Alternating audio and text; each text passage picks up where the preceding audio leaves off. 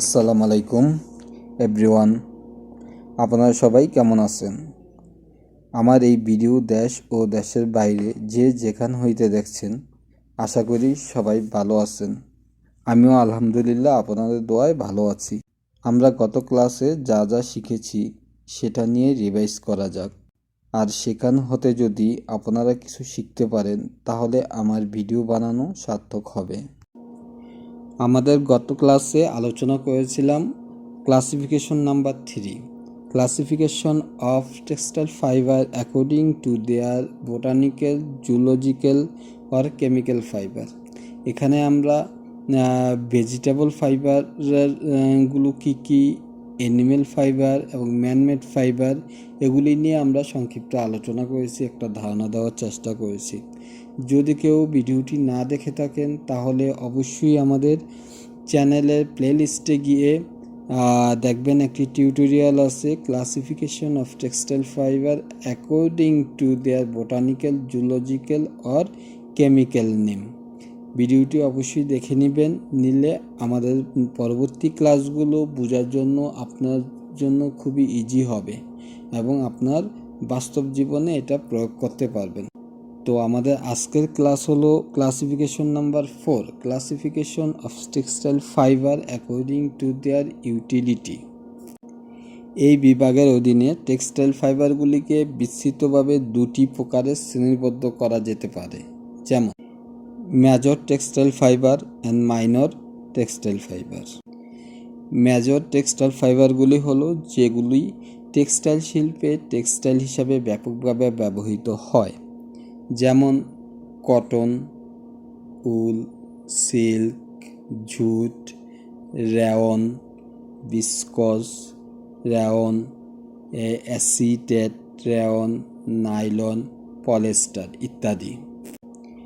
Minor textile ফাইবারগুলো হলো যেগুলো খুব কম পরিমাণে টেক্সটাইল হিসাবে ব্যবহৃত হয় টেক্সটাইল শিল্প দ্বারা, যেমন banana fibre, abaca fibre, asbestos fibre, bamboo fibre, soybean fibre, pineapple leaf fibre, metallic fibre, milk for casein fibre, alginate fibre, rubber ইত্যাদি।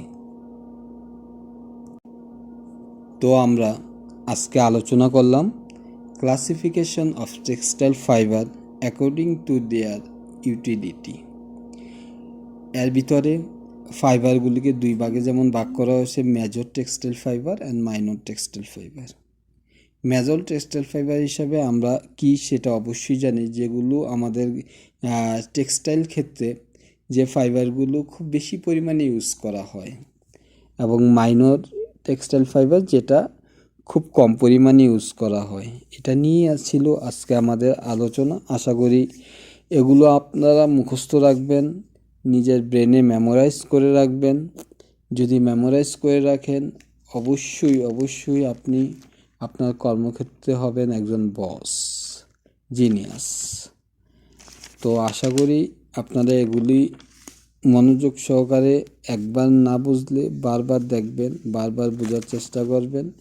যদি আপনি একবার আপনার ব্রেনে আয়ত্ত করে নিতে পারেন তাহলে আপনি এই সেক্টরে উন্নত করার জন্য, প্রমোশনের জন্য আপনার কেউ বাধা হয়ে দাঁড়াতে পারবে না। আপনি যে কোনো প্রবলেমই সলভ করতে পারবেন। তো আমাদের পরবর্তী ক্লাস হবে number 5, classification of textile fibre according to their thermoplasticity. Thermoplasticity অবশ্যই এটা নিয়ে আমরা আলোচনা করব। অবশ্যই আশা করি আপনারা সাথে থাকবেন। আর আমার এই চ্যানেলটিতে একটি লাইক দিতে পারেন। আর যদি আপনি নতুন হয়ে থাকেন তবে সাবস্ক্রাইব করে বেল আইকনটি অন করে দিন, যেন আমার ভিডিও সবার আগে আপনার কাছে চলে যায়। আর যদি ফেসবুক হতে দেখেন তবে লাইক বা ফলো দিতে পারেন। আর আপনি যদি এই কাজটি অলরেডি করে থাকেন তবে আপনাকে অসংখ্য ধন্যবাদ। আপনাদের সবার দীর্ঘায়ু ও সুস্বাস্থ্য কামনা করে আমার এই ভিডিও এখানেই শেষ করছি। দেখা হবে পরবর্তী ক্লাসে।